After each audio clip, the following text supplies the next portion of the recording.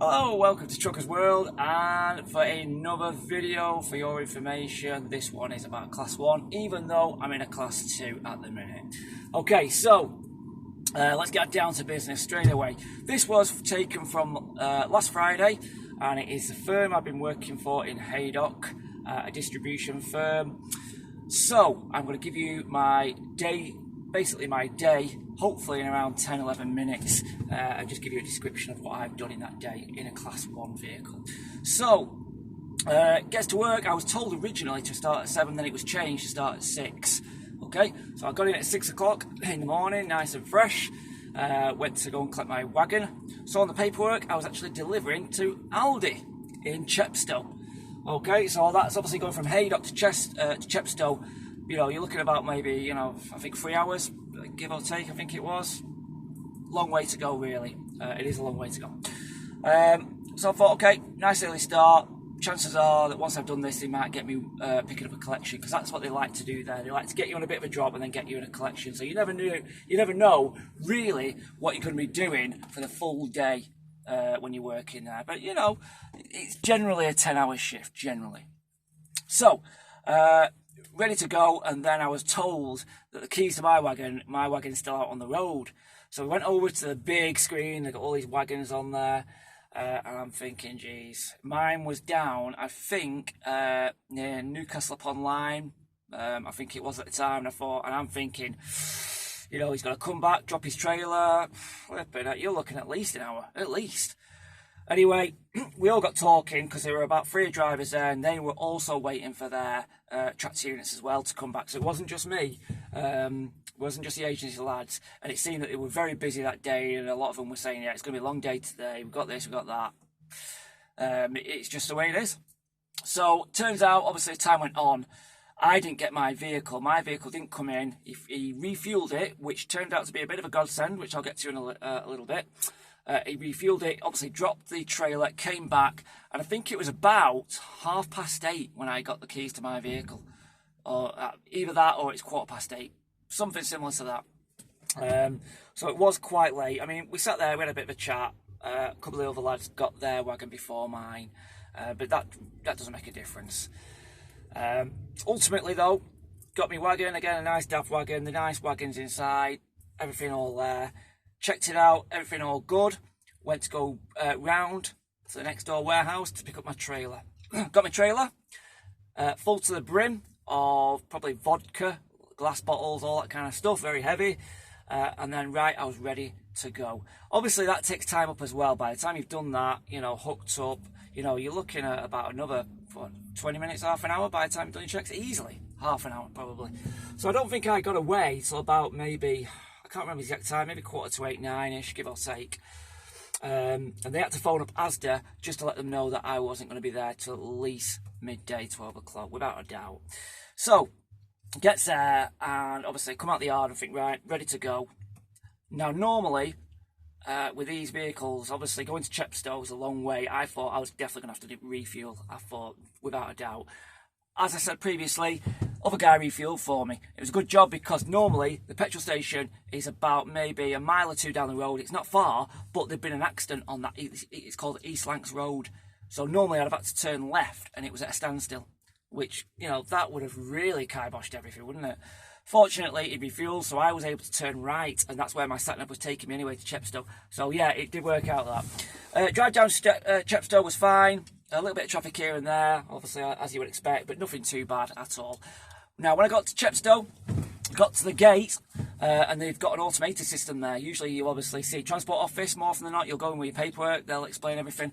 This one was completely automated.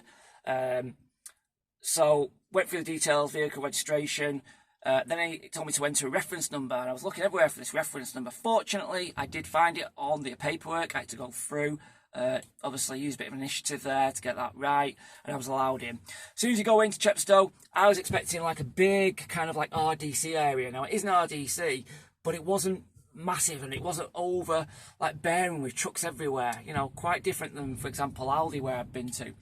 Basically, you go in, turn left, and there's like a rectangle area where basically about 5 lorries are waiting to get unloaded. There's a park there. Crazy. Now, Obviously, this is where my inexperience comes in, because right at the end, there was a parking bay. So basically, in hindsight, I could have just driven forward a little bit and reversed into it. But I decided to ask one of the drivers and the other wagons, right, is this a holding area? Yep, it is. He said, right, what's the best thing to do? Just go into the rectangle and U-turn and come back?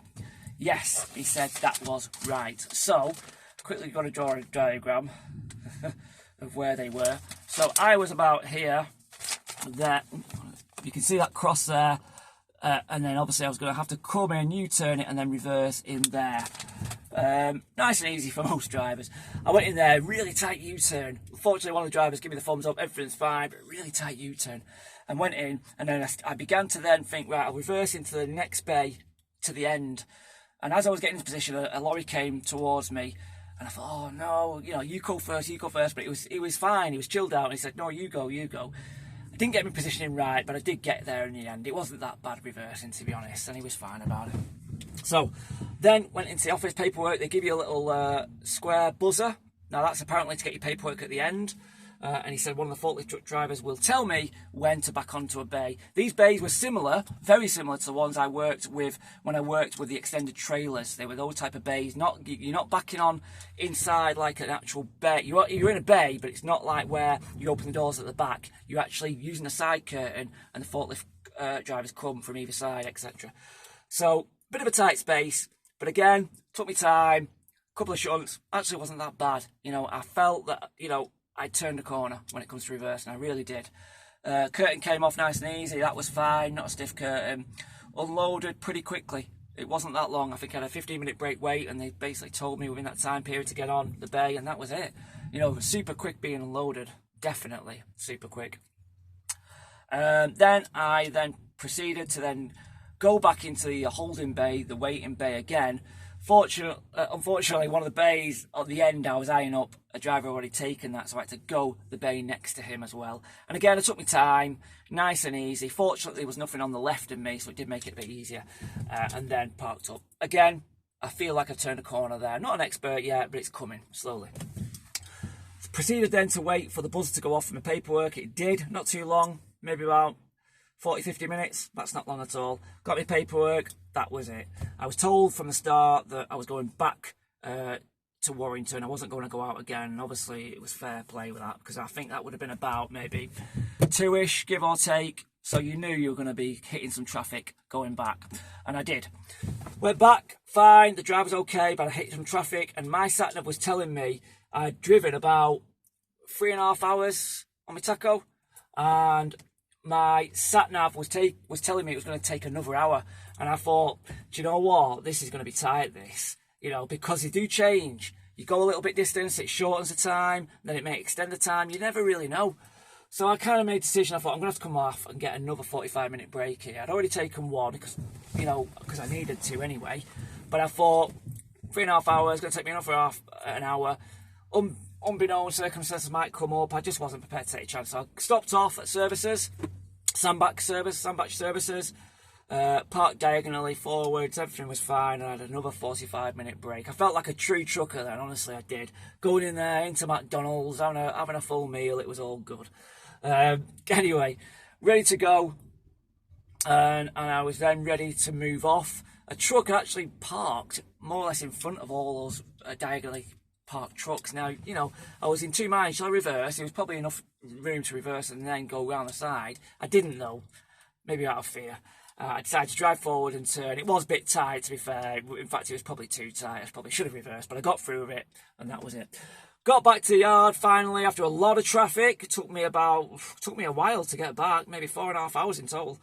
And the yard was closed, so I had to drop the trailer in where I picked up my trailer unit. That wasn't a problem, that was fine. And I think at the end of the day, I started at 6 and I finished at about 7:45. So quite a long day. And obviously hitting that traffic coming back from Chepstow definitely did delay it. But overall, you know, it wasn't too bad. It's something you can handle. I was a bit tired near the end of it, don't get me wrong, because a lot of driving there, and you don't realise when you go into class 1, you have to drive a lot longer. You know, you could be driving, what, 6, 7 hours, 8, well, more than that, 8 hours. You know, and it is quite a lot. It does take a bit out of you, even though you're more comfortable. It does, you know, you know, sometimes you do think, would you want to do this every day? You know, me personally, it wasn't too bad. It wasn't too bad. But there you go. That was my day on Friday, class 1, big shift, just one drop. I prefer that, to be honest. And there we go. So, thank you for watching. Next video is going to be interesting news because I am moving on to class 1. It might be doing nights, but I'm hoping that it'll only be 8-hour shifts. So that just might make life a little bit easier, but I'm going to speak about that when the time comes. And also, I've got a bit of an assessment coming up as well. So keep tuned and I will post a video once done. Right, thank you for watching. Thank you for all the comments, likes, etc, etc. Get involved. I love all the comments, no matter good, bad, it's all good. Right, thanks for watching and keep on trucking.